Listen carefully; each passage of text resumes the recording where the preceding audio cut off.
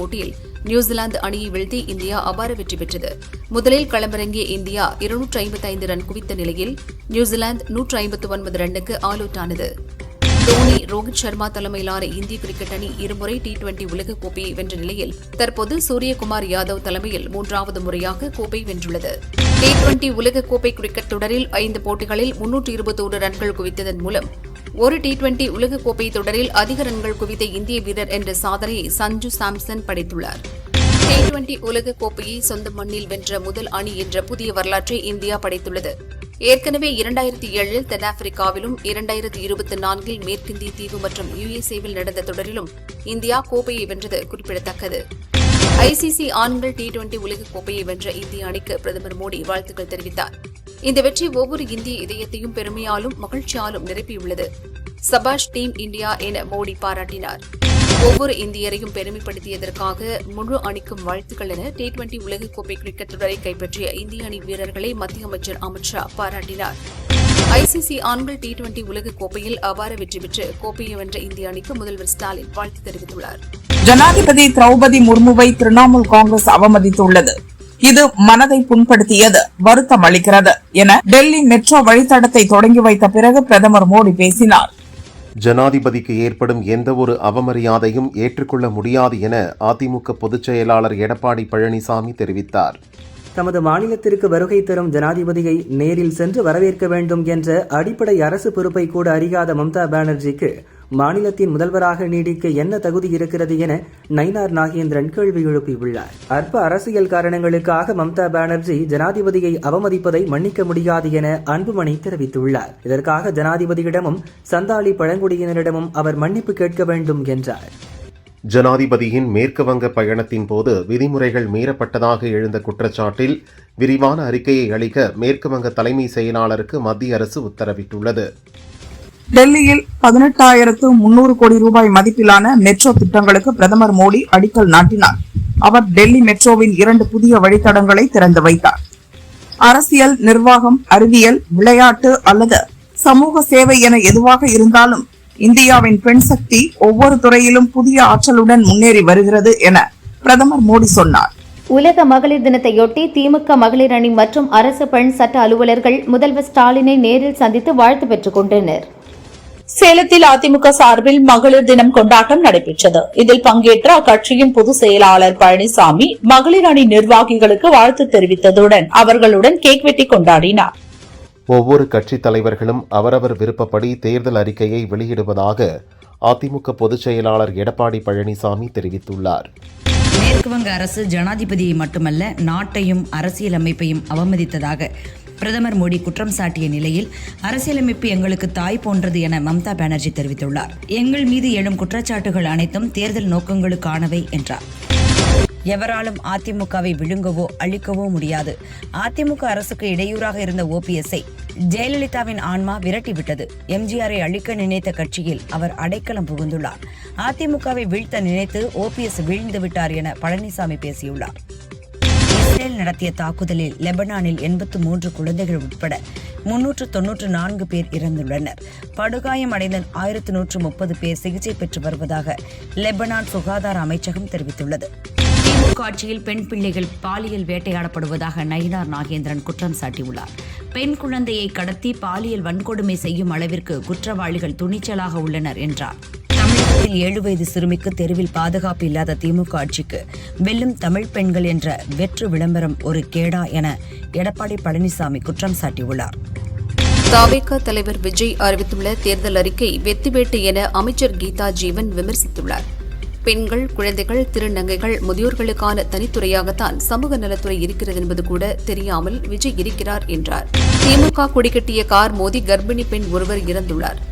அதிகார மமதியில் திமுகவினர் இன்னும் எத்தனை பேரை காவு வாங்குவரோ என்ற அச்சத்திலேயே தமிழக மக்கள் ஒவ்வொரு நாளையும் கழித்துக் கொண்டிருப்பதாக நயினார் நாகேந்திரன் தெரிவித்துள்ளார். திடீரென வந்த தேமுதிகவுக்கு கூட ராஜ்யசபா சீட்டு கொடுத்து நிறைய சீட்டு கொடுக்கிறார்கள். ஆனால் திருமாவளவன் 4 ஆண்டுகளாக தூங்கிட்டு இருக்கார். இதுக்கு மேல் ஒரு அவமானம் வேண்டுமா என ஆதவ் அர்ஜுனா விமர்சித்தார். விஜயின் ஸ்பெஷல் வாக்குறுதிகளை வரவேற்கிறேன். அதே நேரம் ஒரு அரசியல் கட்சித் தலைவராக தனி மனித ஒழுக்கத்தை அவர் கடைபிடிக்க வேண்டும் என விஜய்க்கு பாரதிய ஜனதா MLA வானதி சீனிவாசன் அட்வைஸ் செய்துள்ளார். எது நடந்ததோ அது தவறாகவே நடந்துள்ளது, பேசியது தவறாகிவிட்டது, இதில் வருந்துவதை தவிர வேறு வழி இல்லை என நடிகை த்ரிஷா குறித்த தனது பேச்சுக்கு நடிகர் பார்த்திபன் வருத்தம் தெரிவித்துள்ளார். மைக்கில் பேசுவதால் முட்டாள்தனமான கருத்து சரியாகிவிடாது. அறிவில்லாமல் பேசும் வார்த்தைகள் பேசப்படுபவரை விட பேசுபவரின் சுயரூபத்தையே காட்டும் என நடிகர் பார்த்திபன் பெயரை குறிப்பிடாமல் நடிகை த்ரிஷா கண்டனம் தெரிவித்துள்ளார். T20 உலகக்கோப்பை ஃபைனலில் இந்திய அணி 20 ஓவரில் 5 விக்கெட் இழப்பிற்கு 255 ரன் குவித்தது. அபிஷேக் சர்மா, சஞ்சு சாம்சன், இஷான் கிஷன் அதிரடியாக விளையாடி அரை சதம் அடித்தனர். இளநிலை நீட் தேர்வுக்கான இணையவழி விண்ணப்ப பதிவு வரும் மார்ச் 11ஆம் தேதி இரவு 9 மணி வரை நீட்டிக்கப்பட்டுள்ளது. மேலும் இதற்கு மேல் நீட்டிக்கப்படாது என்றும் தேசிய தேர்வுகள் முகமை தெரிவித்துள்ளது. IPL கிரிக்கெட் தொடர் வருகிற மார்ச் 28ஆம் தேதி முதல் தொடங்க உள்ளதாக அதிகாரப்பூர்வ அறிவிப்பு வெளியாகியுள்ளது. விரைவில் அட்டவணை வெளியிடப்படும் என எதிர்பார்க்கப்படுகிறது. இந்தியாவில் மும்பையை தொடர்ந்து தென்னிந்தியாவின் ஹைதராபாத்தில் 30,000 சதுர அடியில் தனது 2வது VFX மையத்தை நெட்ஃபிளிக்ஸ் நிறுவனம் அமைக்கிறது. வரும் 12ஆம் தேதி தெலங்கானா முதல்வர் ரேவந்த் ரெட்டி VFX மையத்தை திறந்து வைக்கிறார். மானாமதுரையில் 2 பேரை அறிவாளால் வெட்டிய வழக்கில் ஆகாஷை கைது செய்ய முயன்றபோது பாலத்தில் இருந்து தவறி விழுந்து காலில் படுகாயம் ஏற்பட்டதாகவும் ஹாஸ்பிட்டலில் அனுமதித்த போது மூச்சு திணறல் ஏற்பட்டு இருந்ததாகவும் ஆகாஷ் மரணம் தொடர்பாக காவல்துறை தரப்பு விளக்கமளித்துள்ளது. ராமநாதபுரம் அருகே இலங்கைக்கு கடல் வழியாக கடத்த சரக்கு வாகனத்தில் கொண்டு வரப்பட்ட ரூபாய் 300 கோடி மதிப்பிலான போதைப் பொருட்கள் பறிமுதல் செய்யப்பட்டது. கடத்தலில் ஈடுபட்டதாக 2 கைது செய்யப்பட்டனர். தமிழகத்தில் ஞாயிற்றுக்கிழமை அதிகபட்சமாக வேலூரில் 101.3 டிகிரி ஃபாரன்ஹீட் வெப்பம் பதிவானது. வரும் நாட்களில் வெப்பத்தின் அளவு மேலும் அதிகரிக்கக்கூடும் என்று வானிலை ஆய்வு மையம் தெரிவித்துள்ளது. இலவசங்களை அறிவிக்கக்கூடாது என்று கூறிய விஜய் தற்போது இலவசங்களை அறிவித்திருக்கிறார். புதிதாக அரசியலுக்கு வந்து முதல் தேர்தலை சந்திக்கும் அவர் இதுவரைக்கும் எதையும் செயல்படுத்தி நிரூபிக்கவில்லை என எல் முருகன் விமர்சித்துள்ளார். புலியை பார்த்து பூனை கோடு போட்டுக் கொண்ட கதையாக விஜயின் தேர்தல் வாக்குறுதி உள்ளதாக விசிக தலைவர் திருமாவளவன் கூறினார். விஜய் அறிவிப்பு திமுக கூட்டணியை பாதிக்காது என்றார். திமுக தில்லுமுல்லு செய்து மீண்டும் ஆட்சி அமைக்க பார்க்கின்றனர். அதற்காக தாவேக தலைவர் விஜயின் இமேஜை குறைக்க திட்டமிட்டு பொய்யான தகவல்களை பரப்பி விடுகிறார்கள் என முன்னாள் அமைச்சர் செல்லூர் ராஜு கூறினார். தமிழகத்தில் அரங்கேறும் குற்ற சம்பவங்களை தடுக்க திறனற்ற திமுக அரசு ஒவ்வொரு கொலை சம்பவத்திற்கும் புது காரணங்களை அடுக்குவதை வன்மையாக கண்டிக்கிறேன் என ஆகாஷ் சித்திரவதை கொலை தொடர்பாக டிடிவி தினகரன் கூறியுள்ளார். திமுக ஆட்சியில் இதுவரை 27 லாக்அப் மரணங்கள் நடந்துள்ளன. இந்த ஆட்சியில் மனித உயிர்களுக்கும் உரிமைகளுக்கும் மரியாதை இல்லை. ஆகாஷின் சித்திரவதை கொலைக்கு காரணமான போலீசார் தண்டிக்கப்பட வேண்டும் என அன்புமணி கூறியுள்ளார். விமர்சனங்களை கண்டுகொள்ளாமல் இலக்கை நோக்கி செயல்பட வேண்டும் என்கிறார் தேமுதிக பொதுச் செயலாளர் பிரேமலதா விஜயகாந்த். குறை சொல்பவர்கள் சொல்லிக் கொண்டேதான் இருப்பார்கள் என்றார். சட்டசபை தேர்தலில் தாவேக சார்பில் தேர்தலில் போட்டியிடும் வேட்பாளர்களுக்கான நேர்காணல் வரும் 10ஆம் தேதி முதல் தொடங்கும் என்று கட்சி தலைமை அறிவித்துள்ளது. OPS துரோகத்தை தொண்டர்கள் ஒருபோதும் மன்னிக்க மாட்டார்கள். அதிமுகவை பற்றி பேசுவதற்கும் ஜெயலலிதாவை ஸ்டாலினுடன் ஒப்பிட்டு பேசுவதற்கும் அவருக்கு உரிமை இல்லை என அதிமுக துணைத் தலைவர் உதயகுமார் கூறியுள்ளார். சென்னை சத்தியமூர்த்தி பவனில் காங்கிரஸ் மேலிட பொறுப்பாளர் கிரீஷ் சோடங்கர் திடீரென மயக்கமடைந்ததால் பரபரப்பு ஏற்பட்டுள்ளது. பீகார் முதல்வர் நிதிஷ்குமார் மகன் நிஷாந்த் குமார் ஐக்கிய ஜனதா தளத்தில் இணைந்து கொண்டார். நிதிஷ் விலகலுக்கு பின்னர் நிஷாந்த் குமாருக்கு துணை முதல்வர் பதவி கொடுக்கப்படலாம் என்று தெரிகிறது. பீகார் முதல்வர் நிதிஷ்குமாரின் தனது மகன் நிஷாந்த் குமார் JDU கட்சியில் இணைந்ததை அடுத்து அவரை நேரில் கட்டி அணைத்து நிதிஷ்குமார் தனது வாழ்த்துக்களை தெரிவித்தார். ஈரான் இஸ்ரேல் மோதல்களுக்கு இடையே மார்ச் 1 முதல் மார்ச் 7 வரையிலான காலகட்டத்தில் பல்வேறு விமானங்கள் மூலம் மொத்தம் 52,000 இந்தியர்கள் பாதுகாப்பாக இந்தியா திரும்பியுள்ளனர். கமேனியின் இழப்புக்கு பதிலடி தரும் வகையில் உரிய விலையை கொடுக்க நேரிடும் என அமெரிக்க அதிபர் டிரம்புக்கு ஈரான் உயர் பாதுகாப்பு அதிகாரி அலி லார்ஜினி மிரட்டல் விடுத்துள்ளார். ஈரானின் தொடக்கப்பள்ளி மீதான ஏவுகணை தாக்குதலில் 165 சிறுமிகள் கொல்லப்பட்ட சம்பவத்திற்கும் அமெரிக்காவிற்கும் எந்த சம்பந்தமும் இல்லை என அதிபர் டிரம்ப் தெரிவித்துள்ளார். ஈரான் புதிய ஆட்சியாளர் தேர்வு செய்யப்பட்டு விட்டதாக தகவல் வெளியாகியுள்ள நிலையில் புதிய ஆட்சியாளர் மற்றும் அவரை தேர்வு செய்த அனைவரையும் நாங்கள் விட்டு வைக்க மாட்டோம் என இஸ்ரேல் மிரட்டல் விடுத்துள்ளது. மேற்காசிய போர் பதற்றமான சூழலில் இந்தியாவுடன் கைகோர்க்க சீனா விருப்பம் தெரிவித்துள்ளது. இந்தியாவும் சீனாவும் ஒருங்கிணைந்து செயல்பட்டால் தெற்கு உலகிற்கு நலன் என்று சீன அரசு தெரிவித்துள்ளது. அமெரிக்க ஆதரவு நாடுகள் மீதான ஈரான் தாக்குதலுக்கு வளைகுடா நாடுகளின் கூட்டமைப்பு கண்டனம் தெரிவித்துள்ளது. குவைத், பஹ்ரைன் உள்ளிட்ட நாடுகளின் பாதுகாப்பை கேள்விக்குறியாக்கும் தாக்குதலை ஏற்க முடியாது எனவும் தெரிவித்துள்ளது. அமெரிக்கா மற்றும் இஸ்ரேல் படைகளின் தொடர் தாக்குதலால் ஈரானில் சண்டை தொடங்கியது முதல் இதுவரை பலியானோர் எண்ணிக்கை 1300 கடந்தது. சுமார் 1 லட்சம் மக்கள் பாதுகாப்பான பகுதிகளுக்கு இடம்பெயர்ந்துள்ளனர். ஐக்கிய அரசு அமீரகத்தின் வலிமையை குறைத்து மதிப்பிடக்கூடாது. எங்களை சாய்க்க நினைத்தால் அது எளிதல்ல. இந்த நாட்டு மக்களையும் இங்கு வாழ்வோரையும் காப்பதில் உறுதியாக உள்ளோம் என ஐக்கிய அரபு எமிரேட்ஸ் அதிபர் ஷேக் முகமது பின் ஷயாத் கூறியுள்ளார். கூகுள் நிறுவனத்தின் CEO சுந்தர் பிச்சைக்கு அடுத்த 3 ஆண்டுகளில் 6361 கோடி ரூபாய் வருவாய் கிடைக்க வாய்ப்புள்ளதாக தகவல்கள் தெரிவிக்கின்றன. இதன் மூலம் உலகளவில் அதிக ஊதியம் பெறும் அதிகாரிகளில் ஒருவராக சுந்தர் பிச்சை மாறவுள்ளார். ஈரான் நாட்டின் ஐரிஸ் லாவன் போர்க்கப்பலை பாதுகாப்பிற்காக கொச்சி துறைமுகத்தில் நிறுத்த இந்தியா அனுமதி வழங்கியது. இது மனிதாபிமான அடிப்படையில் எடுக்கப்பட்ட சரியான முடிவு என வெளியுறவு அமைச்சர் ஜெய்சங்கர் தெரிவித்தார். ஒவ்வொரு துறையிலும் அமைச்சர்கள் 30% கமிஷன் பெறுகின்றனர் என்ற விஜயின் குற்றச்சாட்டுக்கு விஜயின் கற்பனைக்கெல்லாம் பதில் சொல்ல முடியாது. தமிழக அரசு அனைத்து துறைகளிலும் சிறப்பாக செயல்பட்டு வருவதாக அமைச்சர் முத்துசாமி பதிலளித்தார்.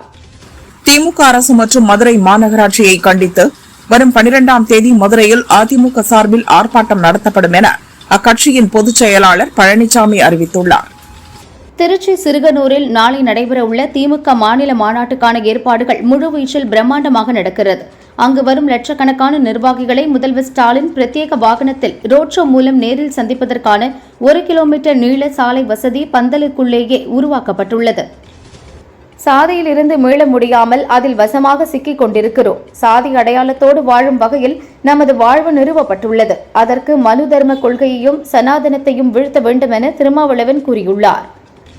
தந்தையை தாயை மதிக்க தெரியாத விஜய் நாட்டின் முதல்வராக வேண்டுமென நினைப்பது பகல் கனவு என தமிழ்நாடு கொங்கு இளைஞர் பேரவை தனியரசு விமர்சித்துள்ளார்.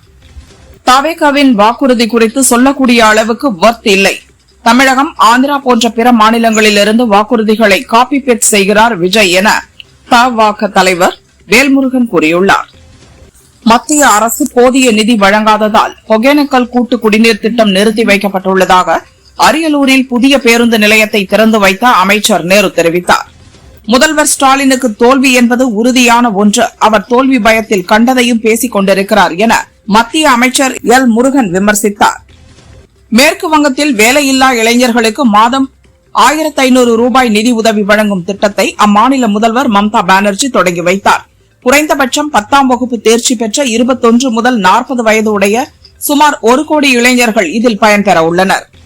பன்னீர்செல்வம் செல்லாத நோட்டு, ரிசர்வ் பேங்கில் இருந்தா என்ன, ஸ்டேட் பேங்கில் இருந்தா என்ன என அதிமுக எம்பி ராஜன் செல்லப்பா தெரிவித்தார். பழனிசாமி ராஜதந்திரி, எந்த நேரத்தில் யாரை பயன்படுத்தி அதிமுகவை கட்டி காக்க வேண்டும் என நன்கு தெரிந்தவர் என்றார். முதல்வர் ஸ்டாலின் தலைமையில் நாளை திருச்சி சிறுகனூரில் திமுக நிர்வாகிகள் மாநாடு நடக்கிறது. 200 ஏக்கர் பரப்பளவிலான திடலில் 10 லட்சம் பேர் பங்கேற்கும் வகையில் பிரம்மாண்ட ஏற்பாடுகள் தீவிரமாக நடக்கிறது. திருச்சியில் வரும் 11ஆம் தேதி 7 லட்சம் பேர் பங்கேற்கும் பிரம்மாண்ட பொதுக்கூட்டத்தில் மோடி பேச இருக்கிறார். இதற்கான ஏற்பாடுகள் தடபுடலாக நடந்து வருகிறது. அதன் ட்ரோன் காட்சிகள் வெளியாகியுள்ளன. கேரளாவில் சிபிஎம் மற்றும் பிஜேபி என்பது தனித்தனி கட்சிகள் அல்ல, சிஜேபி என்ற ஒரே கட்சியாக செயல்படுவதாக எதிர்க்கட்சித் தலைவர் ராகுல் விமர்சித்துள்ளார். பிரதமர் மோடியின் கட்டுப்பாட்டில் பினராயி விஜயன் உள்ளதாக கூறினார். பயம் இல்லாமல் பெண்கள் என்று தனியாக நடமாட முடிகிறதோ அன்றுதான் உண்மையான மகளிர் தினம் என சௌமியா அன்புமணி தெரிவித்தார். அந்த தினம் வரும் வரை நாம் அனைவரும் ஒற்றுமையாக போராடுவோம் என்றார். அதிமுக தொண்டர்கள் ரத்தத்தை உறிஞ்சி ஜெயலலிதாவை அழிக்க நினைத்தவர்களிடம் அதிமுகவை பன்னீர்செல்வம் காட்டிக் கொடுத்த எட்டப்பராக உள்ளார் என உதயகுமார் தெரிவித்தார். இருக்கும் இடத்தை விட்டு இல்லாத இடம் தேடி ஞான சூனியமாக பன்னீர்செல்வம் உள்ளார் என்றார். நடிகரை பார்க்க வரும் கூட்டத்தினர் ஓட்டு போடுவார்கள் என்பது எம்ஜிஆர் காலத்தோடு முடிந்துவிட்டது. நடிகரை பார்க்க வரும் கூட்டம் வேறு, அரசியல் நோக்கத்தோடு வரும் கூட்டம் வேறு என எல் முருகன் கூறியுள்ளார். தமிழக பாரதிய ஜனதா தலைவர் நயினார் நாகேந்திரன் மகளிர் தின வாழ்த்து தெரிவித்துள்ளார். கல்வியுடன் கூடிய தன்னம்பிக்கை மற்றும் அதிகாரம் பெற்ற பெண்களே ஒரு நாட்டின் வலுவான அடித்தளம் என்றார். ஜனாதிபதியை அவமதிப்பது நாட்டின் 140 கோடி மக்களையும் அவமதிப்பதற்கு சமம். ஜனாதிபதியிடமும் பழங்குடி மக்களிடமும் மேற்கு வங்க முதல்வர் மம்தா பானர்ஜி பகிரங்கமாக மன்னிப்பு கேட்க வேண்டும் என பாஜக எம்எல்ஏ வானதி தெரிவித்துள்ளார். உலக மகளிர் தின வாழ்த்து தெரிவித்த உதயநிதி, பெண்களுக்கான திட்டங்களை சலுகைகளாக அல்லாமல் உரிமைகளாக்கி வெல்லும் தமிழ் பெண்கள் என வீறுநடை போட செய்திருக்கிறது திமுக அரசு என்றார். அதிமுக பொதுச் செயலாளர் பழனிசாமி மகளிர் தின வாழ்த்துக்கள் தெரிவித்துள்ளார். ஒரு குடும்பத்தின் ஆணிவேராக இருந்து துன்பங்களை சுமந்து அன்பையும் அரவணைப்பையும் வாரி வழங்கும் பெண்களின் தியாகத்திற்கு ஈடு இணை ஏதுமில்லை என்றார். மகளிரின் அர்ப்பணிப்பு உணர்வை உலகிற்கு உணர்த்தும் இந்நாளில் தடைகளை தகர்த்தெறிந்து தன்னம்பிக்கை ஏற்படுத்திட, அனைத்து துறைகளிலும் முன்னேறி நல்வாழ்வு அடைந்திட அனைத்து மகளிருக்கும் எனது மகளிர் தின வாழ்த்துக்கள் என தினகரன் தெரிவித்துள்ளார். 99% வாக்குறுதிகளை திமுக அரசு நிறைவேற்றியுள்ளதால் மக்கள் திமுகவுக்கே ஓட்டளிப்பதாக உறுதி சொல்கின்றனர் என உதயநிதி தெரிவித்தார். அதையெல்லாம் கடந்து பிரச்சாரத்திற்கென தனியாக போக வேண்டுமா என யோசித்து வருகிறோம் என்றார். முதல்வர் ஸ்டாலின் உலக மகளிர் தின வாழ்த்துக்கள் தெரிவித்துள்ளார். தடைகளை தகர்த்தெறிந்து தொடர்ந்து முன்னேறுங்கள்.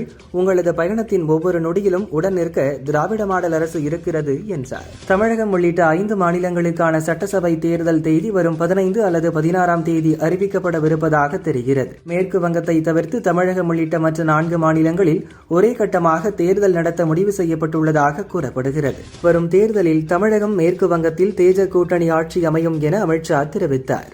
2027 உத்தராகண்டில் 3வது முறையாக பாஜக ஆட்சி அமைக்கும் என்றார். கோவை பெரிய தடாகம் பகுதியில் வனத்திலிருந்து வழிதவறி வந்த புள்ளிமானை 4 நாய்கள் துரத்தி கடித்து குதறியதில் மானின் கால் உடைந்தது. புள்ளிமானை மீட்ட வனத்துறையினர் சிகிச்சை அளித்து வருகின்றனர். சர்வதேச மகளிர் தினத்தை முன்னிட்டு சென்னை காமராஜர் சாலையில் உள்ள ஔவையார் சிலைக்கு அரசு சார்பில் மரியாதை செய்யப்பட்டது. அமைச்சர் கயல்விழி செல்வராஜ், மேயர் பிரியா, சென்னை கலெக்டர் ரஷ்மி சித்தார்த் ஜெகடே ஆகியோர் மலர்தூவி மரியாதை செலுத்தினர். ஈரோடு கொடுமுடியில் நடிகையும் பாடகியுமான KP சுந்தராம்பாள் திருவுருவச் சிலையை முதல்வர் ஸ்டாலின் காணொலி காட்சி மூலம் திறந்து வைத்தார். மானாமதுரையில் ஆகாஷ் என்ற கைதி தப்பி ஓடும்போது பாலத்தில் இருந்து கீழே குதித்து படுகாயமடைந்தார். அரசு மருத்துவமனையில் சிகிச்சை பெற்று வந்த அவருக்கு திடீரென மூச்சு திணறல் ஏற்பட்டு சிகிச்சை பலனின்றி இறந்தார். போலீஸ் சித்திரவதையால் தான் ஆகாஷ் இறந்ததாக அவரது குடும்பத்தினர் தற்போது குற்றம் சாட்டியுள்ளனர். மதுரவாயல் நுளம்பூர் இடையேயான கூவம் உயர்மட்ட மேம்பாலத்தை துணை முதல்வர் உதயநிதி திறந்து வைத்தார். 135.62 கோடி ரூபாயில் இந்த பாலம் கட்டப்பட்டுள்ளது. வார விடுமுறையை முன்னிட்டு தேனி ஆண்டிப்பட்டியில் அமைந்துள்ள மேகமலையில் சுற்றுலா பயணிகள் குவிந்தனர். மேற்கு தொடர்ச்சி மலை பகுதிகளில் போதிய மழை இல்லாமல் அருவியில் தண்ணீர் வரத்து குறைந்திருக்கும் நிலையிலும் குடும்பத்துடன் மகிழ்ச்சியாக குளித்து சென்றனர். அரசு போக்குவரத்து கழக பணி நியமனத்தில் முறைகேடு நடந்துள்ளதாகவும் ஆளும் கட்சியினருக்கு ஆதரவாக இருப்போருக்கு லட்சக்கணக்கில் பணம் பெற்று பணி வழங்கப்பட்டுள்ளதாகவும் கூறப்படுகிறது. ஆதாரத்தின் அடிப்படையில் அமலாக்கத்துறை அதிகாரிகள் விசாரித்து வருவதாக தகவல் வெளியாகியுள்ளது. சிதம்பரம் கொள்ளுமேடு தெருவில் சாலையில் சென்றவர்களை கஞ்சா போதையில் இருந்த இளைஞர்கள் துரத்தி தாக்கியுள்ளனர். 17 வயதுடைய 5 சிறார்கள் உட்பட 6 பேரை போலீசார் கைது செய்தனர். தற்போது இந்த சம்பவம் குறித்து CCTV காட்சிகள் வெளியாகியுள்ளது. பெண்கள் தலைமையிலான வளர்ச்சி புதிய பாரதத்தின் எழுச்சிக்கு சக்தி அளிக்கிறது. பாரதத்தின் ஆன்மாவை வளப்படுத்துகிறது. நமது பெண் சக்திக்கு மகளிர் தின வாழ்த்துக்கள் என மேற்குவங்க கவர்னர் ரவி வாழ்த்து தெரிவித்துள்ளார். பெண்களின் ஆரோக்கியமே நாட்டின் பலம். பெண்கள் ஆரோக்கியமாக இருந்து அதிகாரம் பெற வேண்டும் என மத்திய அமைச்சர் மன்சுக் மாண்டவியா தெரிவித்துள்ளார்.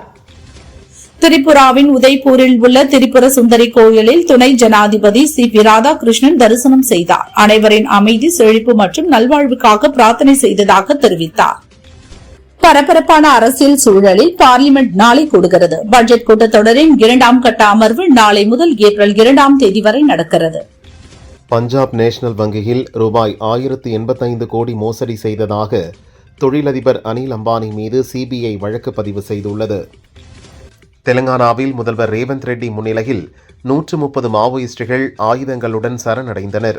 அரசின் மறுவாழ்வு திட்டங்களை தொடர்ந்து மாவோயிஸ்டுகள் சரணடைய முடிவு செய்துள்ளதாக அதிகாரிகள் தெரிவித்தனர். ஒவ்வொரு துறைகளிலும் பெண்கள் உறுதியுடனும் கற்பனை திறனுடனும் ஒப்பிட முடியாத உறுதியுடன் இந்தியாவை வடிவமைத்து வருகின்றனர். அவர்களுக்கு என் மகளிர் தின வாழ்த்துக்கள் என பிரதமர் மோடி தெரிவித்துள்ளார். மகளிர் தினத்தை முன்னிட்டு மாமல்லபுரத்தை பொதுமக்கள் இன்று இலவசமாக பார்வையிடலாம் என தொல்லியல் துறை அறிவித்துள்ளது. கடற்கரை சின்னம், 5 ரதம், வெண்ணெய் உருண்டை பாறை உள்ளிட்டவற்றை இலவசமாக பார்க்கலாம். காரைக்கால் மாவட்டம் திருநள்ளாறு ஸ்ரீ தர்பாரணேஸ்வரர் சாமி தேவஸ்தானம் ஸ்ரீ சனீஸ்வர பகவான் கோயிலில் நடிகர் சிவகார்த்திகேயன் சாமி தரிசனம் செய்தார். பெண்களுக்கு மகளிர் தின வாழ்த்துக்கள் தெரிவித்தார். திருவாரூர் மன்னார்குடி ராஜகோபால சுவாமி கோயிலில் 18 நாள்கள் நடைபெறும் பங்குனி திருவிழா துவஜாரோகணம் எனும் கொடியேற்றத்துடன் இன்று கோலாகலமாக தொடங்கியது. திருச்சி தென்னூர் பெரியநாச்சி அம்மன் சமேத ஸ்ரீ வீரிய பெருமாள் கோயில் கும்பாபிஷேகம் விமரிசையாக நடந்தது. ஆயிரக்கணக்கான பக்தர்கள் கலந்து கொண்டு சுவாமி தரிசனம் செய்தனர். திண்டுக்கல் மாவட்டம் நத்தம் மாரியம்மன் கோயில் மாசி விழாவை முன்னிட்டு 1000க்கும் மேற்பட்ட பக்தர்கள் பால்குடம் எடுத்து ஊர்வலமாக வந்தனர். காஞ்சிபுரம் உணக்காந்தன் தளி கோயிலின் கும்பாபிஷேகம் இன்று வெகு விமரிசையாக நடைபெற்றது. பக்தர்கள் திரளாக பங்கேற்று தரிசனம் செய்தனர். காஞ்சிபுரம் நகரீஸ்வரர் கோயில் கும்பாபிஷேகம் வெகு விமரிசையாக நடைபெற்றது. ஓம் நமச்சிவாய ஓம் நமச்சிவாய என பக்தர்கள் பக்தி கோஷம் முழங்க கோபுர கலசத்தின் மீது புனித நீர் ஊற்றப்பட்டது. அமெரிக்காவுக்கு ஆதரவாக விமானம் தாங்கும் போர்க்கப்பலை அனுப்ப பிரிட்டன் பிரதமர் கீர் ஸ்டாமர் முடிவெடுத்த நிலையில் போரில் நாங்கள் ஏற்கனவே வெற்றி பெற்றுவிட்டோம், உங்கள் ஆதரவு தேவையில்லை என ஸ்டாமரை ட்ரம்ப் கடுமையாக சாடியுள்ளார். இஸ்ரேலும் ஈரானும் மீண்டும் உண்மையான நண்பர்களாக மாறும், இதற்கான தருணம் நெருங்கி வருகிறது என இஸ்ரேல் பிரதமர் நெதன்யாகு தெரிவித்தார். ஈரானுடன் முழு பலத்துடன் போரை தொடருவோம் என்றார். அமெரிக்கா இஸ்ரேலுக்கு எதிராக அடுத்த 6 மாதங்களுக்கு தொடர்ந்து தீவிரமாக போர் புரியும் வலிமை தங்களுக்கு இருப்பதாக ஈரான் ராணுவம் தெரிவித்துள்ளது. இதுவரை பழைய ஏவுகணைகளை ஏவியதாகவும் இனி அதிநவீன ஏவுகணைகளை ஏவப்போவதாகவும் மிரட்டியுள்ளது. உத்தராகண்ட் கவர்னர் குர்மீத் சிங் சென்ற ஹெலிகாப்டரில் திடீரென தொழில்நுட்ப கோளாறு ஏற்பட்டது. இதனால் முன்னெச்சரிக்கை நடவடிக்கையாக ஸ்ரீநகரில் உள்ள ஹெலிபேடில் அவசர தரையிறக்கம் செய்யப்பட்டது. இன்று நடைபெறும் T20 உலகக்கோப்பை கிரிக்கெட் தொடரின் இறுதிப் போட்டியில் இந்தியா நியூசிலாந்து அணிகள் மோதுகின்றன. இரவு 7 மணிக்கு போட்டி துவங்குகிறது. உலக மகளிர் தினத்தை முன்னிட்டு இந்திய கிரிக்கெட் வீரர் விராட் கோலி பெண்களுக்கு எதிரான குடும்ப வன்முறை குறித்த விழிப்புணர்வு வீடியோ ஒன்றை வெளியிட்டுள்ளார். அதில் குடும்ப வன்முறை குறித்த வாசகங்கள் இடம்பெற்றுள்ளன. T20 உலகக்கோப்பை கிரிக்கெட் இறுதிப் போட்டியில் இந்தியாவும் நியூசிலாந்து அணியும் இன்று மோத உள்ளது. இதற்காக உத்தரப்பிரதேச மாநிலம் வாரணாசியில் இந்திய கிரிக்கெட் அணி வெற்றி பெற ரசிகர்கள் சிறப்பு பிரார்த்தனை செய்தனர். இன்று அகமதாபாத் ஸ்டேடியத்தில் நடைபெறும் T20 உலகக்கோப்பை கிரிக்கெட் இறுதிப் போட்டியில் பனி முக்கிய பங்கு வகிக்கும். இதனால் டாஸ் முக்கியத்துவம் பெறும் என இந்திய அணி கேப்டன் சூரியகுமார் யாதவ் தெரிவித்தார். 2வது இன்னிங்ஸில் பனி பெய்யக்கூடும் என்பதால் 2வது பேட்டிங் செய்தால் கூடுதலான நன்மை கிடைக்கும் என்றார். நடிகர் பவன் கல்யாண் நடித்த உஸ்தாத் பகத்சிங் படம் மார்ச் 19 ரிலீஸ் ஆகிறது. இப்படத்தில் நடிக்க சில ஆண்டுகளுக்கு முன்பே 5 கோடி அட்வான்ஸுடன் ஒப்பந்தமானார் பவன் கல்யாண். ஆனால் அரசியல் பயணம் உள்ளிட்ட காரணங்களால் படப்பிடிப்பு பலமுறை தள்ளி போனது. தன்னால் ஏற்பட்ட இழப்பு காரணமாக தனது சம்பளத்தை பவன் கல்யாண் குறிப்பிட்ட அளவு விட்டுக் கொடுத்துள்ளாராம். நடிகை மீனாட்சி சௌத்ரி தனது வருங்கால கணவருக்கு இருக்க வேண்டிய தகுதிகள் குறித்து பேசியுள்ளார். அவர் கூறுகையில், எனது வருங்கால கணவருக்கு 100 ஏக்கர் நிலம் இருக்க வேண்டும், சமையல் நன்றாக தெரிந்திருக்க வேண்டும், துணி துவைப்பது, துணிகளை இஸ்திரி பண்ணுவது உள்ளிட்ட அனைத்து வீட்டு வேலைகளும் தெரிந்திருக்க வேண்டும். இந்த தகுதிகள் உடைய ஒரு நபரைத்தான் திருமணம் செய்வேன் என்றார். பரத் நடிப்பில் ஸ்ரீசெந்தில் என்பவர் இயக்கிய காளிதாஸ் படம் வரவேற்பை பெற்றது. தற்போது 7 ஆண்டுகளுக்கு பிறகு இதே கூட்டணியில் இதன் 2ஆம் பாகம் உருவாகியுள்ளது. நடிகைகள் பவானி ஸ்ரீ, அபர்ணதி முக்கிய கதாபாத்திரத்தில் நடித்துள்ளனர். சாம் CS இசையமைத்துள்ளார். முதல் பாகம் போலவே புலனாய்வு த்ரில்லரில் உருவாகியுள்ள இப்படம் ஏப்ரல் 3 ரிலீஸ் ஆகிறது. பல படங்களில் குணச்சித்திர வேடங்களில் நடித்த செம்மலர் அண்ணம் தற்பொழுது மயிலா எனும் படத்தை இயக்கியுள்ளார். மகளிர் தினத்தை முன்னிட்டு இன்று இப்படத்தின் டீசர் வெளியானது. படம் பற்றி பேசிய செம்மலர் அண்ணம், நம்மை சுற்றியுள்ள பெண்களின் வாழ்க்கை மற்றும் அவர்களின் உணர்வுகளால் உருவானது மயிலா. பல பெண்கள் பெரும் பொறுப்புகளை சுமந்தாலும் அதற்கான அங்கீகாரம் அரிதாகவே கிடைக்கிறது என்றார். உரியடி படத்தின் மூலம் இயக்குநர் நடிகராக அறிமுகமானார் விஜயகுமார். இவர் தற்போது சத்யசிவா இயக்கத்தில் அறிவு எனும் படத்தில் நடித்து வருகிறார். டி இமான் இசையமைத்துள்ளார். பெண் உரிமைகளை மையமாக கொண்ட வலுவான சமூக கருத்துடன் உருவாகியுள்ள இப்படத்தின் ஃபர்ஸ்ட் லுக் போஸ்டர் இன்று வெளியானது. ஜான் பால்ராஜ் இயக்கத்தில் ஃப்ரெண்ட்ஷிப் படம் மூலம் தமிழ் சினிமாவில் அறிமுகமானார் முன்னாள் கிரிக்கெட் வீரர் ஹர்பஜன் சிங். தற்போது மீண்டும் ஜான் பால்ராஜ் இயக்கத்தில் புதிய படத்தில் நாயகனாக நடித்துள்ளார். ஒரு இரவில் நடிக்கக்கூடிய டார்க் காமெடி த்ரில்லர் ஜானரில் உருவாகும் இப்படத்தின் தலைப்பு உள்ளிட்ட அறிவிப்புகள் விரைவில் வெளியாக உள்ளது. மனைவியுடனான விவகாரத்திற்கு மத்தியில் நடிகர் விஜய், நடிகை த்ரிஷா இருவரும் சமீபத்தில் ஒரே நிற உடையில் ஜோடியாக திருமண நிகழ்ச்சியில் பங்கேற்றது பேசுபொருளானது. இதுபற்றி நடிகரும் இயக்குநருமான பார்த்திபன் கூறுகையில், இந்த குந்தவையை கொஞ்ச நாட்களுக்கு வீட்டுக்குள் குந்த வைக்கிறது நல்லது என்றார். பொன்னியின் செல்வன் படத்தில் குந்தவையாக நடித்திருந்த த்ரிஷா குறித்த பார்த்திபனின் கருத்து வைரலானது.